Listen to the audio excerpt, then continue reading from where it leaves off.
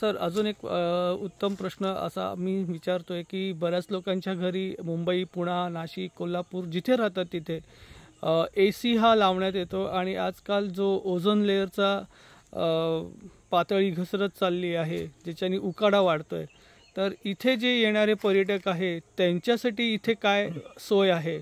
जर ते AC related असतील म्हणजे त्यांना AC हवा असेल तर अशा पर्यटकांना तुम्ही काय चांगला मेसेज द्याल आपल्या इकडच्या गेस्ट हाऊसमधनं च्या माध्यमातनं?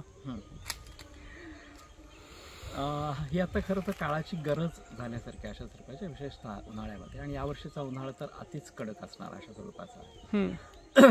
कोकणामध्ये तसंही उन्हाळ्याच्या काळामध्ये उन्हाळा खूप तीव्र अशा स्वरूपाचा असतो, पण रात्र त्या मानाने थंड अशा स्वरूपाची असते. AC हा नैसर्गिक नाही म्हणून आम्ही खरं तर AC बसवण्याचा विचार केलेला नाही. निसर्गाला धरून आपल्याला जीवनशैली ठेवायची अशा स्वरूपाचं.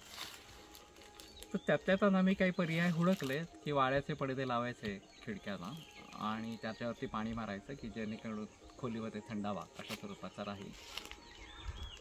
आणि अर्थात पंखे आहेत, तो वेगळा मुद्दा असणार अशा स्वरूपाचा. पण इथं यायला जास्त चांगला सीझन हा सप्टेंबर-ऑक्टोबरपासून ते फेब्रुवारीपर्यंत अशा स्वरूपाचा आहे की ज्यावेळेला ACची खरं तर आवश्यकता राहत नाही. जनरली मुलांच्या सुट्ट्या आणि असं जर बघितलं तर दिवाळी, ख्रिसमस यामध्ये लोकांचा जास्त ओढा असतो आणि मे महिन्यामध्ये शाळांना सुट्ट्या लागतात, त्यावेळेला लोक पर्यटनासाठी बाहेर पडतात. तर मे महिन्यामध्ये इथं खूपच उकाडा असणार अशा स्वरूपाचा आहे. त्यातही थोडंसं उशिरा मेमध्ये आलं तर कदाचित पावसाची चाहूल सुरू होते आणि मग उकाडा कमी होतो. पण एप्रिल, मार्च हे जास्त कडक उन्हाळ्याचे असणार अशा स्वरूपाचे दिवस आहेत.